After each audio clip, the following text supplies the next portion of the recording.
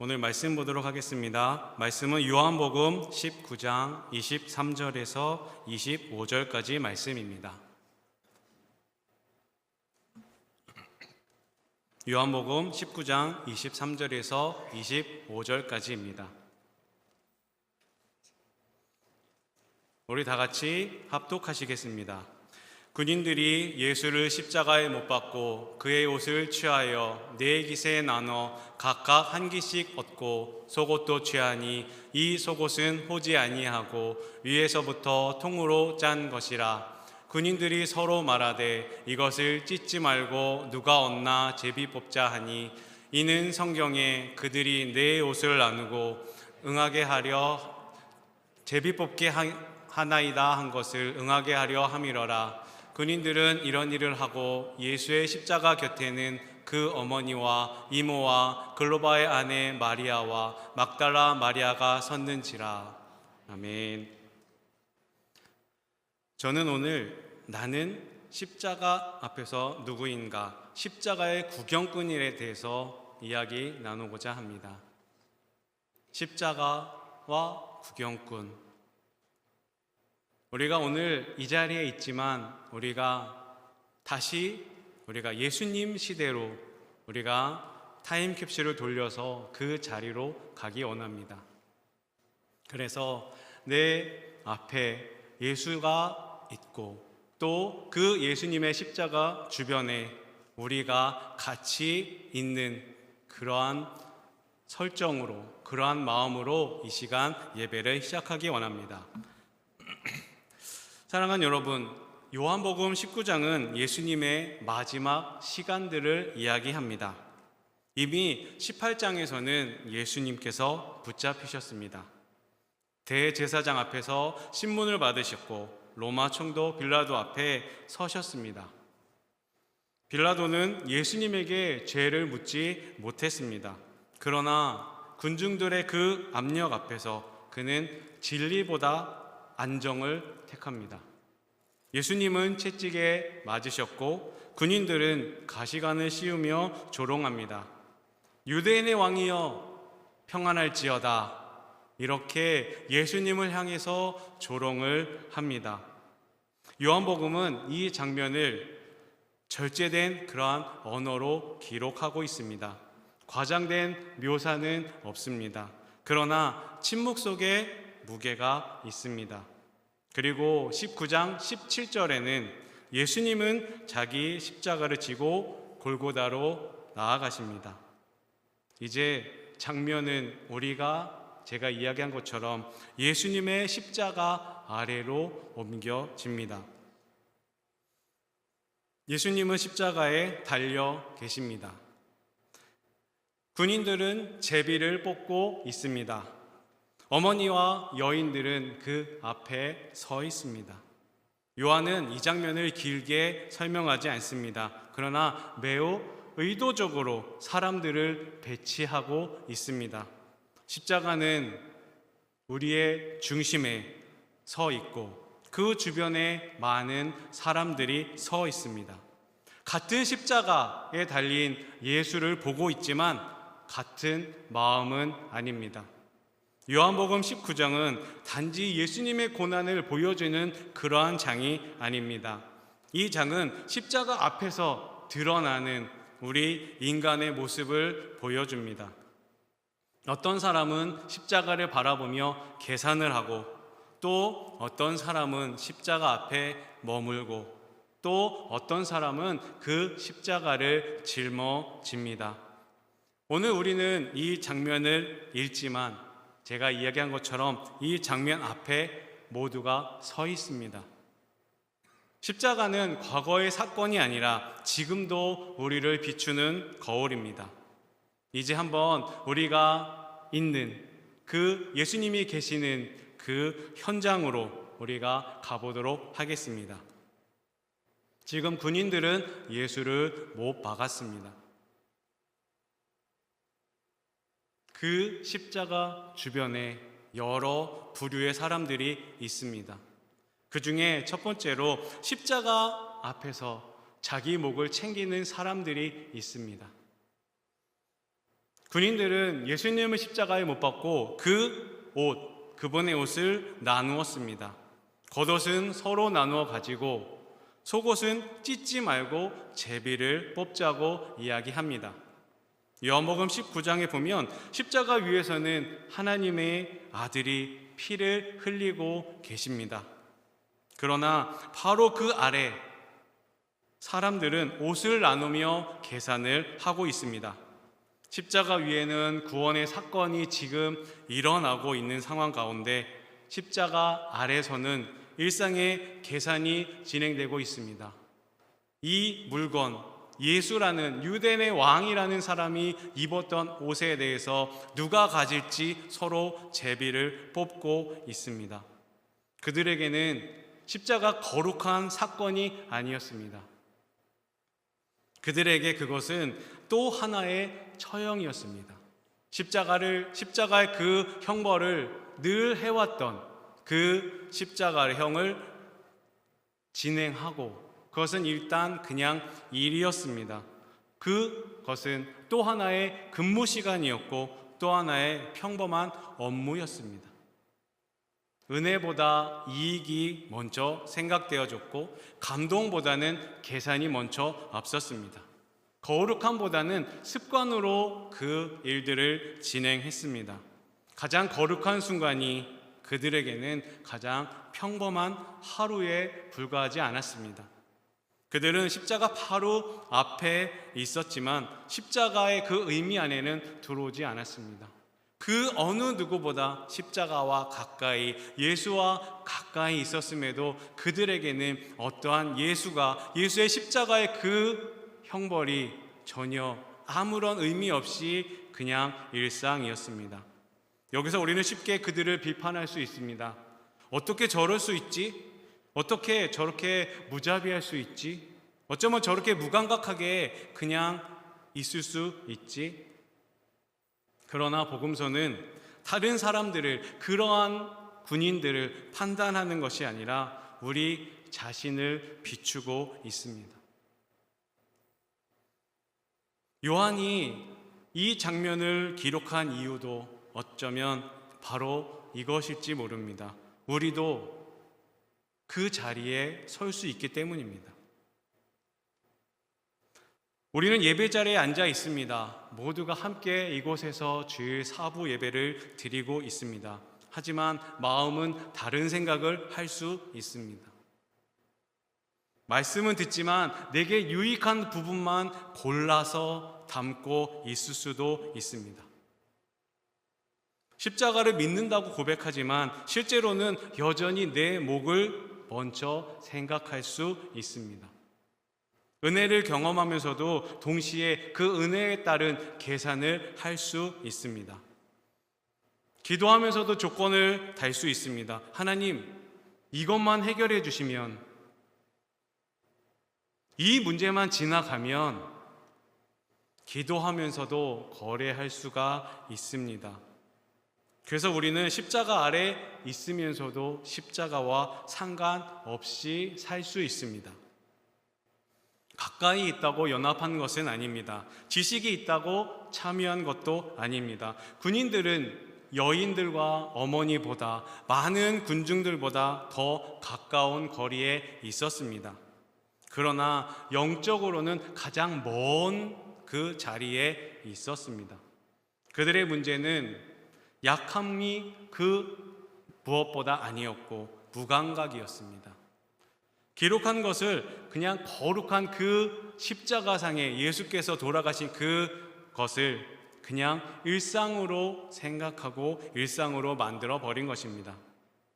사람들은 거룩한 것에 두 가지 반응을 보입니다. 어떤 사람은 거룩한 것에 마음이 열립니다. 그러나 어떤 사람은 그 거룩함에 익숙해져 버립니다. 익숙해지는 순간 거룩함, 그 감동은 사라지고 의미는 희미해집니다. 예를 하나 들어 보겠습니다. 병원에서 일하는 사람들은 처음 응급실에 들어갈 때 충격을 받는다고 합니다. 생명의 위기, 그 앞에 고통에 처해 있는 사람들, 그들이 내뱉는 말들, 또 눈에 보이는 피와 절망, 이 모든 것들에 처음에 마음이 흔들립니다. 그러나 시간이 지나면 그것들이 익숙해집니다. 처음에 놀라던 장면도 나중에는 그냥 업무가 됩니다. 물론 그 익숙함이 직업적으로는 필요합니다. 언제까지 놀라고 언제까지 뒤로 물러날 수 없기 때문입니다. 그러나 신앙에는 그 익숙함이 위험이 될 수 있습니다. 십자가가 익숙해질 수 있기 때문입니다. 처음 신앙을 가졌을 때를 생각해 보십시오. 그 이야기, 십자가를 바라보기만 해도 가슴이 찡하고 눈물이 났던 그러한 시간들, 찬양을 들을 때, 찬양을 부를 때, 그 곡조 있는 기도를 통해서 내 마음이 하나님께 열리고 뜨거워졌던 그 시간들, 기도할 때 그냥 눈을 감는 것이 아니라 정말 열과 성의를 다해서 하나님께 기도했던 그 시간들, 그러나 시간이 지나면 조금씩 그 신앙이 익숙해질 수 있습니다. 예배도 익숙해지고 찬양도 익숙해지고 십자가도 익숙해집니다. 감동은 사라지고 습관만 남습니다. 그래서 사실 더 두려운 것은 그 십자가를 모르는 것이 아닙니다. 십자가를 모르는 것이 아니라 그 십자가에 익숙해져 버리는 것입니다. 처음에 감동이 있었지만 이제는 익숙함만이 남는 십자가, 처음에는 눈물이 있었지만 이제는 습관으로 쳐다보게 되는, 습관으로 느끼는 십자가. 그 십자가는 여전히 거룩한데, 십자가에 여전히 주님께서는 은혜를 주시지만 내 마음은 무뎌질 수 있습니다. 사랑하는 여러분, 지금 우리는 십자가 아래 서 있습니까? 질문은 이것입니다. 십자가 아래서 무엇을 하고 계십니까? 은혜를 바라보고 계십니까? 아니면 내 목을 계산하고 계십니까? 변하는 것, 그것 앞에 우리의 태도가 있어야 합니다. 오늘 우리가 다시 이 십자가 앞에 서며 이 질문을 정직하게 우리가 대했으면 좋겠습니다. 나는 십자가 앞에서 무엇을 하고 있는가? 이 예수님의 십자가 주변에는 또 다른 무리의 사람들이 있었습니다. 그것은 십자가 곁에 머무는 사람들입니다.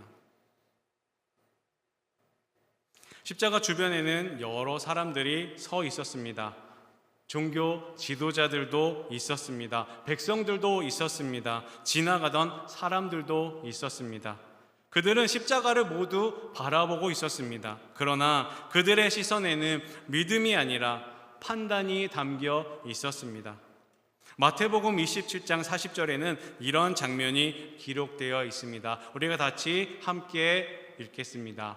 이르되 성전을 헐고 사흘에 짓는 자여, 내가 만일 하나님의 아들이어든 자기를 구원하고 십자가에서 내려오라 하며. 또한 27장 42절에 종교 지도자들도 이렇게 조롱합니다. 남은 구원하였으되 자기는 구원할 수 없도다. 그가 이스라엘의 왕이로다. 지금 십자가에서 내려올지어다. 그리하면 우리가 믿겠노라. 종교 지도자들, 예배를 드리고 집으로 돌아가던 그 사람들도 십자가를 같이 보고 있습니다. 교회를 전혀 다니지 않고 예수를 전혀 모르는 사람들도 그곳에 있었지만 예수에 대해서 알고 예배를 드리고 그러고 돌아가던 사람들도 십자가 앞에서 이런 이야기를 합니다. 십자가에서 내려와봐. 그러면 내가 믿을게. 지금 이야기하는 건 세 가족, 처음 예수님을 아는 사람들이 얘기한 것이 아닙니다. 신앙을 알고 예수의 보혈도 알고 그 무게와 크기와 넓이도 아는 그 사람이 이야기를 합니다. 사실 이것은 인간에게 매우 자연스러운 태도입니다. 사람은 이해되지 않는 일들을 믿기보단 평가하려 합니다.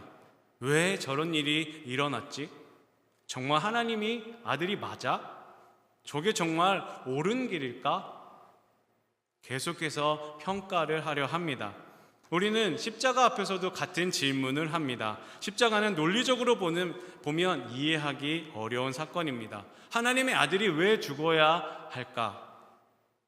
능력이 있다면 왜 내려오지 않았을까? 내려와서 한 방에 모든 사람들 앞에 하나님을 나타낼 수 있을 텐데 왜 침묵하고 계시지? 그래서 사람들은 십자가를 바라보면서도 십자가를 믿지 못합니다. 사도 바울은 이렇게 얘기합니다. 고린도전서 1장 18절에 십자가의 도가 멸망하는 자들에게는 미련한 것이요 구원을 받은 우리에게는 하나님의 능력이라. 십자가는 모든 사람에게 같은 모습으로 보입니다. 어느 각도에서 어떻게 보더라도 십자가는 십자가로 보입니다. 하지만 그것을 모두가 같은 의미로 보지는 않습니다. 어떤 사람에게는 십자가 어리석음으로 보입니다. 어떤 사람에게 십자가는 구원으로 보입니다. 십자가를 보는 그 사람이 마음을 드러냅니다. 여기서 우리는 중요한 질문을 할 수 있습니다. 나는 지금 십자가를 보고 있지만 믿는 사람인가? 아니면 십자가를 같이 보고 있지만 평가하는 사람일까? 우리는 신앙생활을 하면서도 자주 구경꾼의 자리에 설 때가 있습니다. 예배를 드리지만 마음은 한 발 떨어져 있을 수 있습니다. 말씀은 듣지만 좋은 이야기야. 아, 그래. 라고만 생각할 수 있습니다. 은혜를 받지만 저 사람에게 필요한 말씀이야. 나는 아닐 거야. 라고 생각할 수 있습니다. 그러면 십자가를 믿는 사람이 아니라 구경하는 사람이 될 수 있습니다. 예를 하나 더 들어보겠습니다.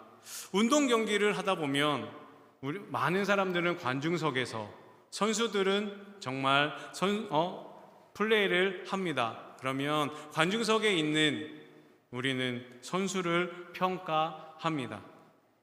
저건 왜 저렇게 했지? 저건 실수인데, 내가 뛰면 저거보다 잘하겠다. 내가 야구를 하면 너보다 잘할 수 있을 것 같아. 내가 다른 스포츠를 하면 당신 너기 나가 있는 너보다 내가 낫겠다 라고 이야기합니다.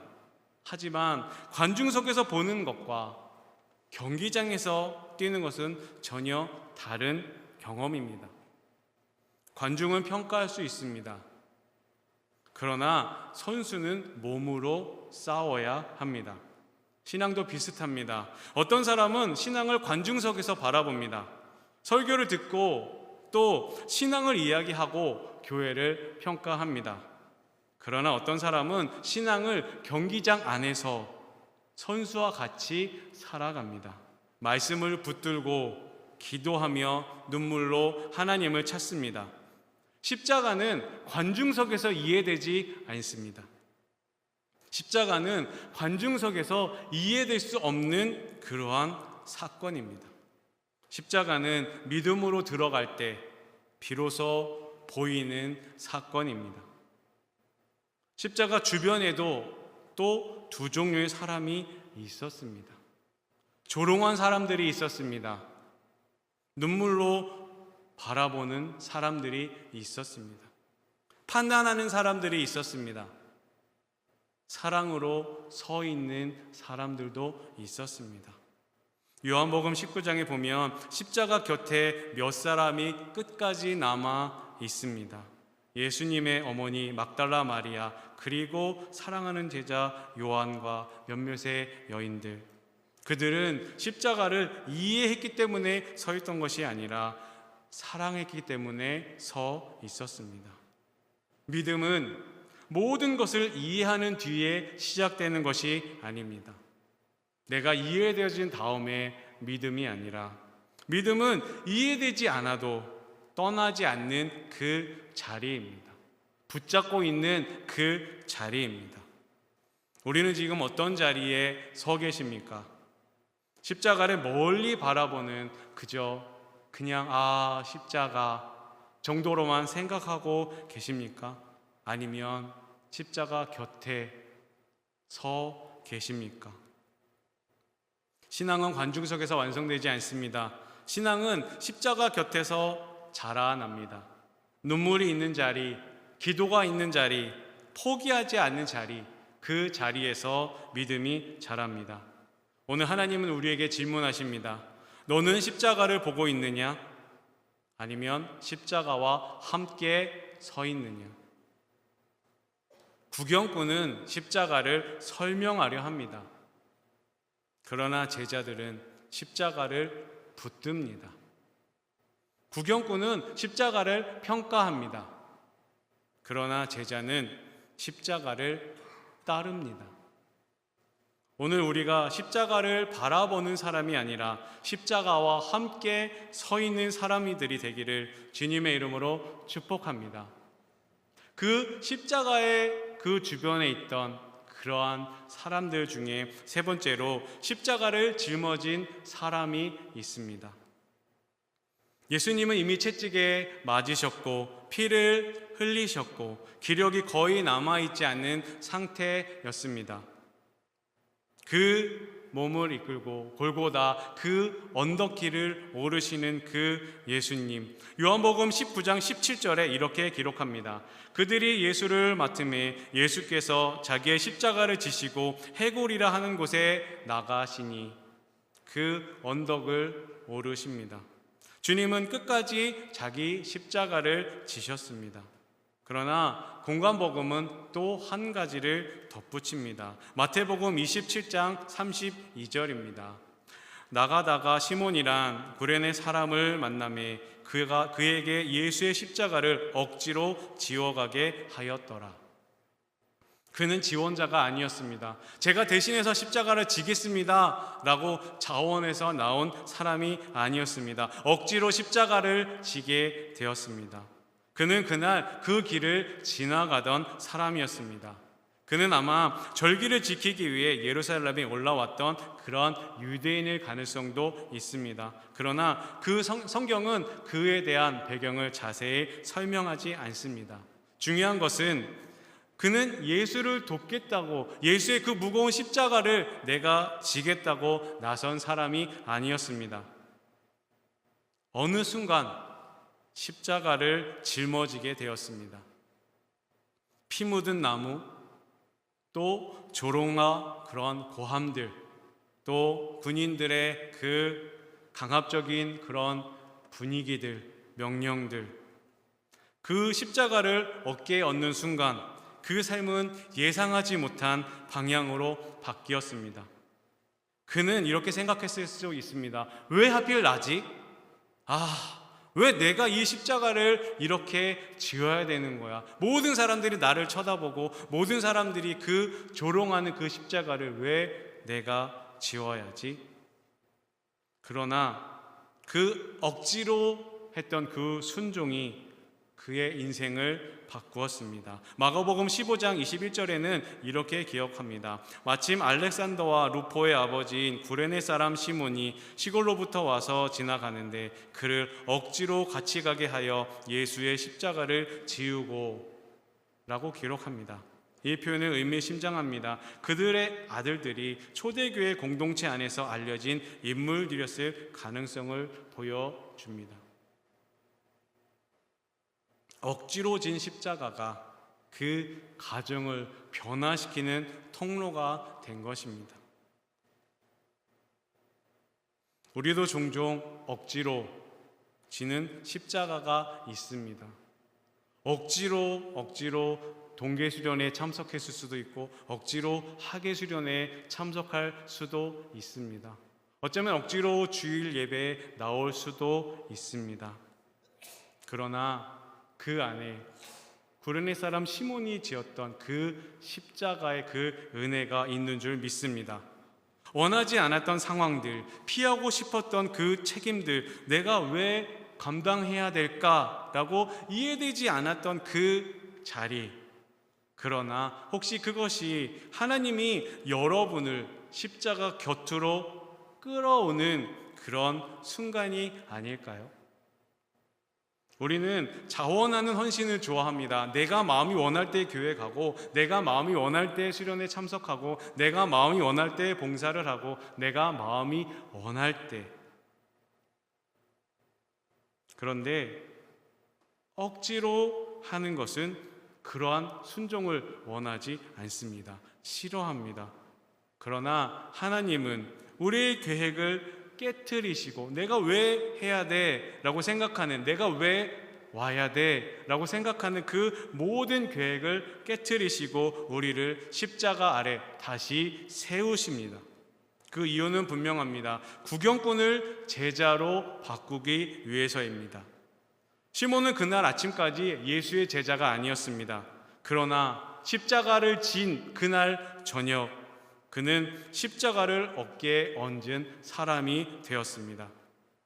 여러분은 어떠십니까? 지금 십자가를 피하고 있는 자리, 불편해서 외면하는 그러한 책임들, 억울하다고 느끼는 상황이십니까? 그 자리가 바로 여러분의 십자가일 수 있습니다.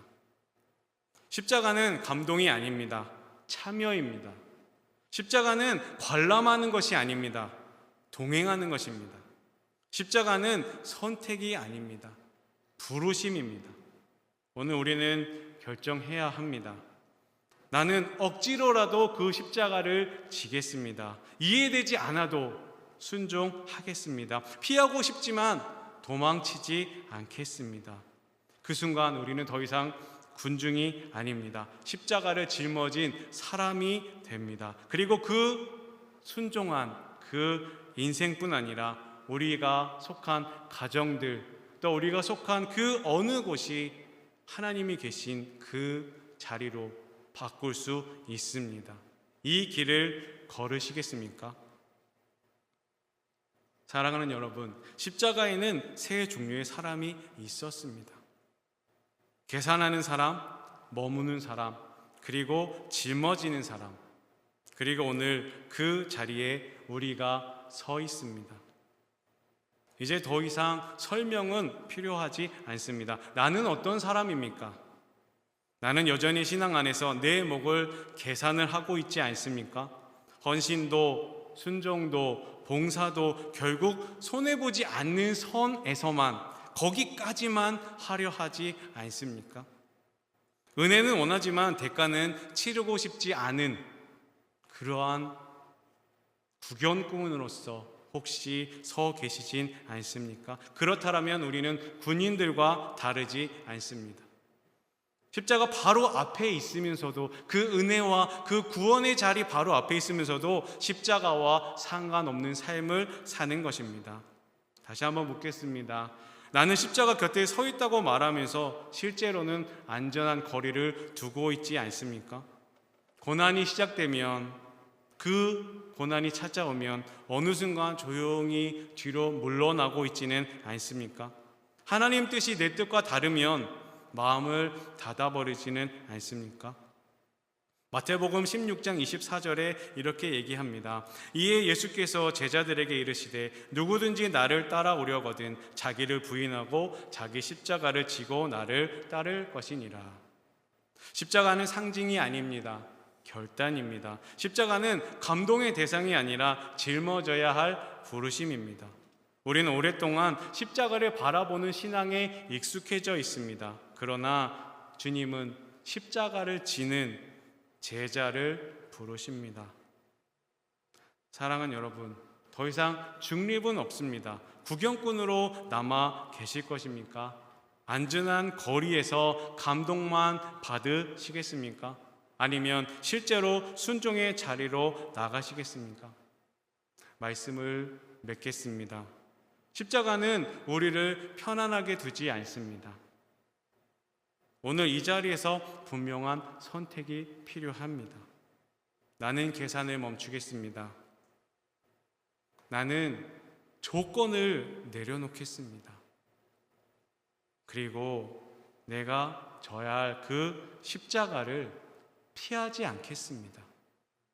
고난이 와도, 손해가 와도, 이해가 되지 않아도 주님과 함께 걷겠습니다. 이 고백이 우리는 결코 잊지 않는 우리의 고백이 되었으면 합니다. 십자가를 통과하지 않는 능력은 하나님의 능력이 아닙니다. 십자가를 지지 않는 그런 신앙은 제자의 길이 아닙니다. 지금 결단하십시오. 구경꾼으로 남아있겠습니까? 곁에만 서 계시겠습니까? 아니면 십자가를 지시겠습니까? 주님, 저를 사용하십시오. 제가 도망치지 않겠습니다. 이 결단이 오늘 우리가 드리는 예배가 되기를 바랍니다.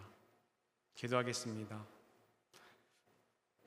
하나님 아버지, 우리 안에 우리가 늘 십자가 앞에 머물지만 우리가 어떠한 모습으로 있는지 우리에게 말씀하여 주시옵소서.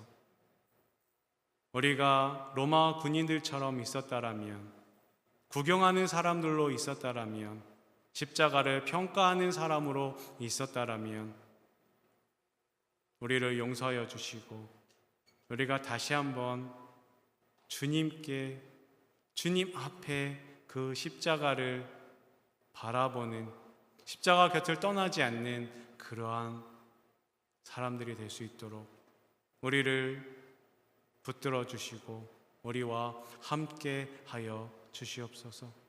우리는 부족합니다. 그러기에 하나님의 은혜를 사모하고 주님의 인도를 기다립니다.